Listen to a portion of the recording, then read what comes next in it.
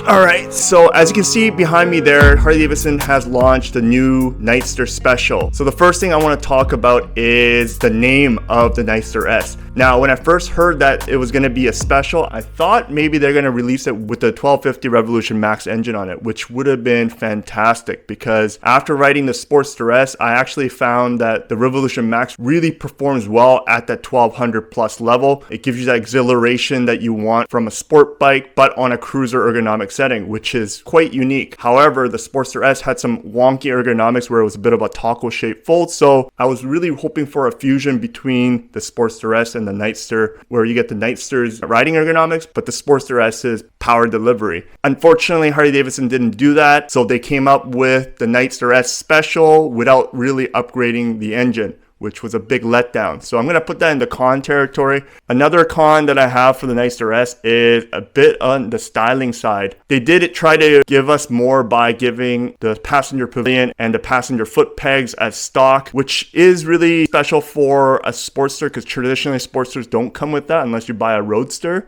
But for some reason, this design just looks off. It just seems like one of those Harley parts that were left over in the warehouse where it wasn't selling because it's ugly as hell. And they decided, you know what? Rather than giving the people what they want, which is a better engine or a faster engine for the special, let's just add on a few parts that's in the warehouse that we have a lot of. Really, when you see the Nightster S from a side profile, it has a really nice contour line. And then all of a sudden you see this little weird bump at the end that just ruins the image for me. So to me, that's a con. Looking at it from a functionality, it's definitely a plus because you get a passenger seat out of it without having to spend the extra money. However, because the styling is so off, I feel like a lot of people are going to upgrade their seats to have a passenger seat on top of it anyways to just get rid of that ugly thing. So that's going to go into the category of cons for me in terms of its looks. The last con that I can come up with right now is the price point. And this was an issue back when Nightster Standard came out. And you can tell by looking at all the dealership websites, you're probably going to see a lot of Nightsters from 2022 that haven't been sold.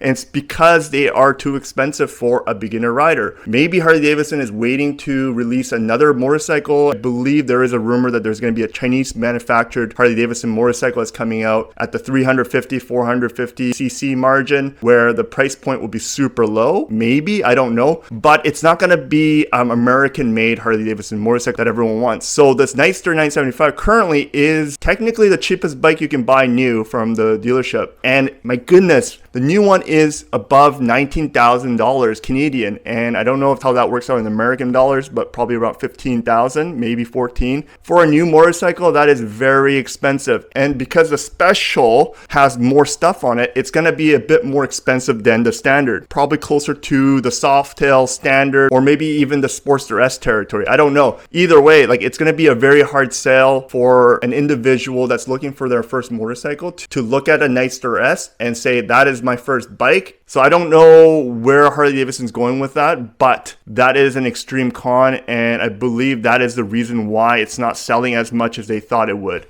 Now, with all the negative things aside, let's talk about the positives. There's a lot of big changes that were made for the Nightster S that should have been with the launch of 2022 version of Nightster. The first thing is the TFT display. Now, the Nightster Standard comes with an analog speedometer and a digital readout for tachometer and all the other readings that you will see like Trip A and Trip B. I'm not too opposed to that because I'm used to having an analog speedometer and tachometer on my Sportster Iron 883 and it really doesn't bother me. But people want more tech in their new bikes in the 21st century. So when Harley-Davidson released a TFT display that can connect to your phone onto a Sportster S, they thought maybe the Nightster would come out with that when it was first launched last year, but they failed to do so. But this year, it is finally coming with the same kit that the Sportster S has, and it gives you the customizable modes where you can adjust the characteristics of the motorcycle to your specific needs. So that is a positive change from last year's model. I'm hoping the Standard comes with it too, because I know they're releasing the Special and the Standard at the same time, so I'm not sure about that yet. Another positive or upgrade that they did was putting on a 5-inch riser as stock onto the Nightster Special. I put a 4-inch riser on my Iron 883 and it paid dividends on my lower back and the comfort of my riding style. So I think that was a really good move for Harley-Davidson to make the bike even better for ergonomics, because the Nightster Standard actually had a pretty decent ergonomics, but now with the 5-inch riser, you're going to be a lot more comfortable, especially if you are a taller rider as well. And then the last thing I want to point out that is part of the positive side or the pros of this is the fact that they changed the wheels. It is now looking more like a traditional Evolution Sportster lineup, where it's got a lot more spokes than what they released with the original standard Nightster. It just seemed like they cheaped out on the parts. But now the Nightster Special, it actually looks closer and closer to Evolution era Sportster. And I'm really happy to see that change for this new Nightster series. Now, if you have not watched my original Nightster Standard test ride review, there's a lot of points that I cover in terms of, can a new rider ride this? Would this be a good upgrade for a rider who already has an 883 or a Rebel 500? It's all captured in that review video, so please go watch that. Hopefully when it arrives in Canada here, I'll get a chance to ride the Nightster S and give you guys a bit more updated review on the ergonomics, the cruise control, and the electronics that are added onto this motorcycle, and provide you a bit more fidelity on whether or not you should buy this or not. If you wish to support my channel or participate in the growth of my channel, please go check out my Patreon page, which will include extra perks for you to get to know me a bit more on the personal side of this YouTube career here. With that said, ride safe, ride prepared, ride on. Peace.